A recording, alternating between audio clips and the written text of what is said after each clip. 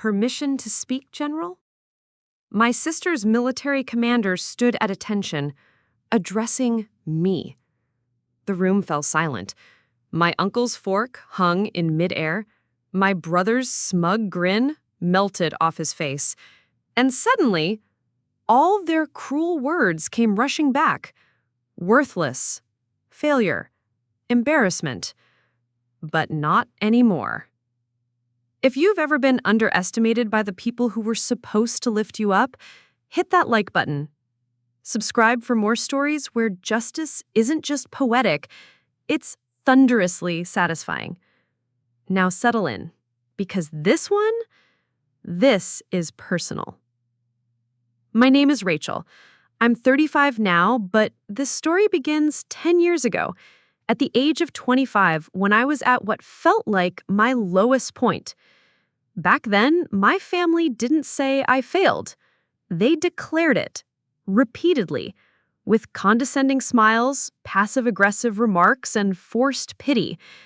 I wasn't a doctor like my cousin Emily.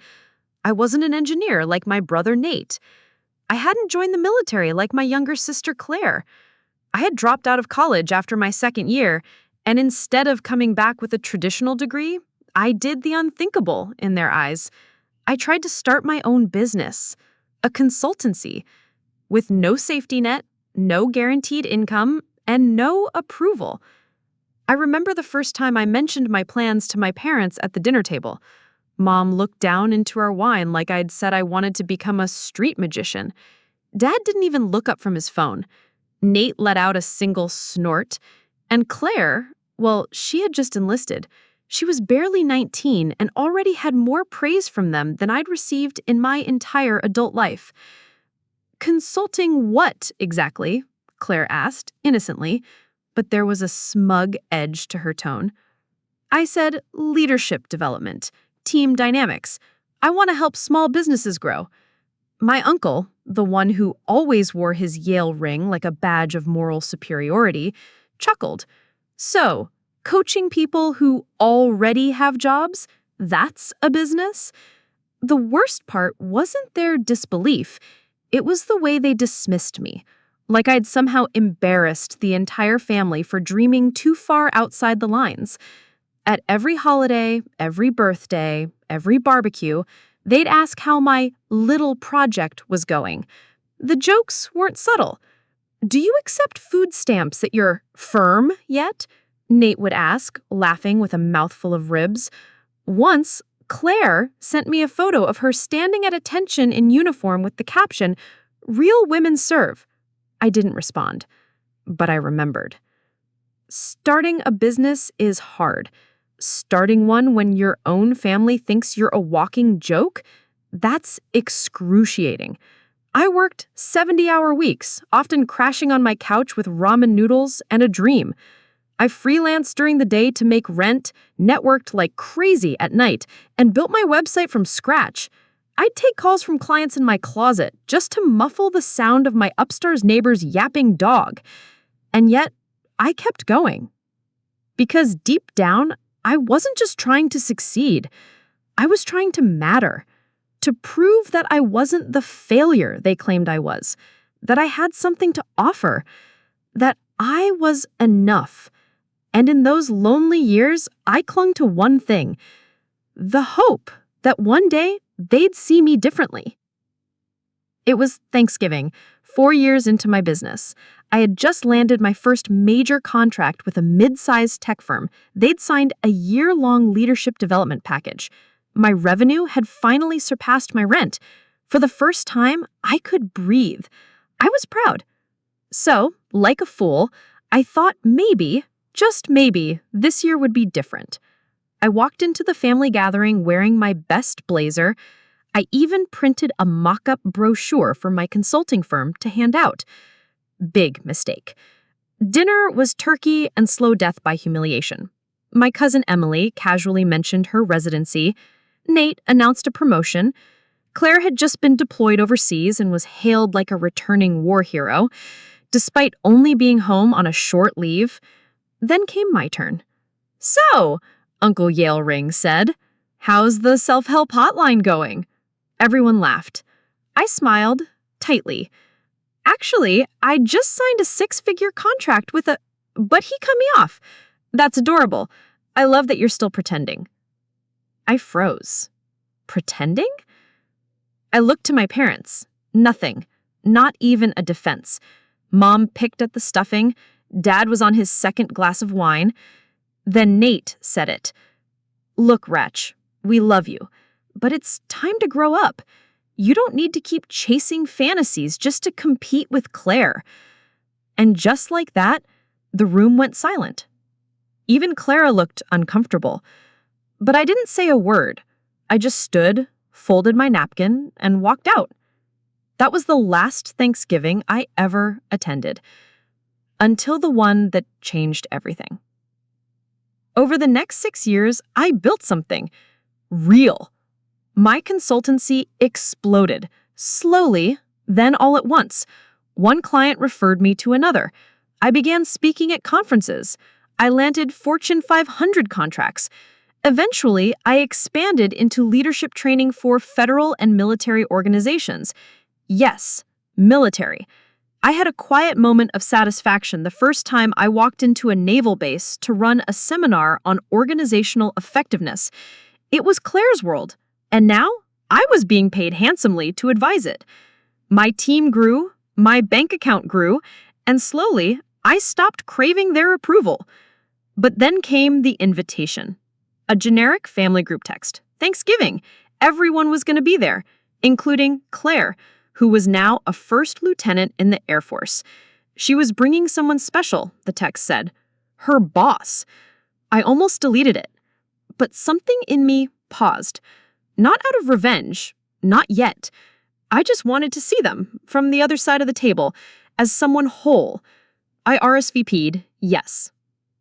I arrived in a sleek black blazer and minimalist heels. Understated. Professional. My hair was pulled back, my posture tall. I looked nothing like the girl they once pitied. The moment I walked in, I felt eyes on me. Claire was already there, radiant in uniform, standing beside a tall, composed woman with an air of authority. Short gray hair, sharp gaze. I recognized her immediately. Colonel Madeline Trask, one of my executive coaching clients. She'd attended 2 of my leadership seminars and requested one-on-one sessions after.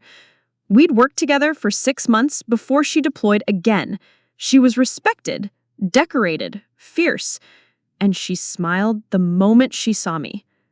Rachel! Claire turned, beaming. You 2 know each other? The room went quiet, and then came the line that changed everything. Colonel Trask stood at attention, shoulders squared. Permission to speak, General. You could have heard a pin drop. My uncle choked on his wine. Claire blinked in confusion. The colonel continued without missing a beat. This woman, she said, motioning to me, changed the way I lead. Her counsel strengthened my unit, enhanced our operations, and transformed the way I engage with my team. She's one of the sharpest minds I've worked with in leadership development, and I owe her more than a few victories. Nate's fork hit his plate. I watched the color drain from my mother's face. Dad cleared his throat, twice. The colonel smiled gently and added, and you all are lucky to call her family. I didn't say a word. I didn't have to, because in that moment, every insult they ever hurled felt like a badge I'd outgrown. The sound that followed Colonel Trask's statement wasn't applause. It wasn't praise. It was silence. Heavy. Uncomfortable. Truth-soaked silence. I watched as everyone tried to recalibrate their mental image of me. The family joke. The dropout. The one they casually dismissed while shoveling mashed potatoes. Now I was the person their daughter's commander had called General. Colonel Trask wasn't done. She turned toward her sister and said warmly, Lieutenant Claire speaks highly of her family. I never knew she had such a powerhouse of a sister. I wish I'd known sooner. We could have had you at the Pentagon years ago. I smiled politely, keeping my expression composed. Inside, I was screaming. Not from pride, not from vengeance, but from validation. After a decade of being the shadow in a family of stars, I was finally seen. And not just seen, respected. But the real prize wasn't what Colonel Trask said. It was what my family didn't. Dinner continued, but the air was different now. They avoided eye contact, conversations were shorter, the usual smugness evaporated like steam from a cold plate. My cousin Emily suddenly had less to say about her residency. Nate mumbled something about a work project, then went quiet for the rest of the night. And my parents, well, my mom hovered in the kitchen longer than usual. My dad busied himself refilling wine glasses that no one asked for. Claire tried to save face, pulling me aside at one point. "You knew her? Colonel Trask? Why didn't you say anything?" I looked at her. Really looked. The same girl who once texted me, "Real women serve," now stood confused, maybe even a little impressed. "I figured you'd find out eventually," I said simply. "I coach leaders, even military ones." There was no venom in my tone, no gloating. That was the part that scared her, I think. The calm. Because I had nothing to prove anymore. That night, as I drove home, a million memories played through my mind like a highlight reel of pain. Sitting alone at my parents' dinner table after everyone left, wondering why they never asked about my work. Crying silently in my apartment bathroom after Nate called me a leech in heels. Watching Claire get awards and hugs while I got passive-aggressive comments like, "You'll find your path eventually." Every cruel word they'd spoken, every time they acted like love had to be earned with titles or uniforms, it all came rushing back. And I didn't want to carry it anymore. I pulled over on the side of the road and just sat there. For maybe 10 minutes, maybe an hour, letting it all wash through me. The bitterness, the ache, the stupid hope that one day they'd say, "We're proud of you." But I didn't need that anymore. Colonel Trask had given me something my family never could. Witnessed validation, public truth, unshakable recognition. Not from blood, but from someone who knew my worth and had the power to command a room full of doubters with a single sentence. I exhaled, deep and full, and drove home lighter. The next morning, I got a text. It was from my mom. "Rachel, we didn't realize how far you'd come. We're sorry if we ever made you feel like less. We were just worried. We love you." I stared at the message for a while, not because it healed anything, but because it proved what I always suspected. They only believed it when someone they respected said it. And that, in itself, was the saddest part. 3 days later, my phone rang. Nate. I let it go to voicemail. He tried again the next evening. This time I picked up. "Hey," he said awkwardly. "Hey. Just wanted to say congrats. That colonel really likes you, huh? She's a client, a friend." There was a pause. Then, "You really built something, didn't you?" "I did." Long silence. Then in a voice so low I almost didn't catch it, "I was kind of a jerk back then. I'm sorry." I didn't rush to accept it. I let it linger in the air. Because forgiveness isn't something you owe, it's something you offer when you're ready. "I know," I said softly, "but I'm not angry anymore." Another pause. "You're working with the Navy now, too." "Army, Navy, a few Air Force bases. I have a full schedule." "Damn, that's impressive." There was something like admiration in his voice, and maybe, just maybe, a hint of regret. But I wasn't chasing his praise anymore. A week later, Claire showed up at my office. She was off duty in civilian clothes. No pomp, no badge of honor, just my little sister, the same girl who once mocked my dreams. She stood in the doorway like she wasn't sure she'd be allowed in. "Hey," she said, "do you have a minute?" I waved her in. She sat across from me looking around at the minimalist design, the framed testimonials, the subtle air of quiet power I'd spent years cultivating. I wanted to say thank you for not rubbing it in. I shrugged. There's nothing to rub in. But there is. I was awful to you. We all were. And that colonel, she adores you. I've never seen her speak about anyone that way, especially not someone outside the military. "She's earned my respect, too," I said. She smiled faintly. Then, after a moment, she added, "You know, I think part of me was jealous." I blinked. "Jealous?" "You always followed your own path. You didn't need medals or ranks. And I think I hated that because I did. Still do." She looked at me, and for the first time, I saw the vulnerability behind the uniform. I wanted our parents to be proud, but they only know one language, titles.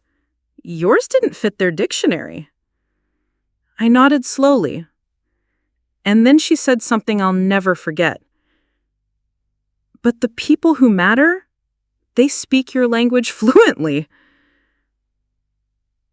It took time, but things changed after that. My parents started asking real questions about my business. They didn't always understand it, but they tried. Claire recommended me to her commanding officer for a Department of Defense initiative on leadership reform. Nate even sent me a podcast idea for how to get promoted without selling your soul. Was it perfect? No. Was it a Hallmark ending? Absolutely not. But it was real, and that was enough. Because in the end, revenge isn't about humiliating people. It's about liberating yourself from the need for their approval. It's about becoming so rooted in your own growth that when the world finally takes notice, you're already beyond needing applause. 6 months later, I was invited to speak at a defense leadership summit. Claire flew in to attend. Colonel Trask introduced me to the entire room. As I stepped up to the mic, I spotted my parents in the back, standing, watching. I didn't speak to prove anything. I spoke to serve. Because the woman on that stage wasn't just a success story. She was a survivor of condescension, of dismissal, of being underestimated again and again, until she forged her own weight in gold. And when I ended with the line, "The people closest to you won't always see your value until someone they do respect shines a light on it. So be the kind of person who no longer waits for the light, but becomes it." I saw my father wipe his eyes. My mother clapped longer than anyone else. But I wasn't performing for them. Not anymore. Some people need to see success before they'll believe it. Others only need to feel it within themselves. If you're chasing dreams that no one around you understands, don't lower your vision. Raise your circle. Let their doubt be your fuel. Let their silence be your sanctuary. And when the moment comes, when justice knocks quietly and says, "Permission to speak, General?" smile, because that's when you know they finally heard you.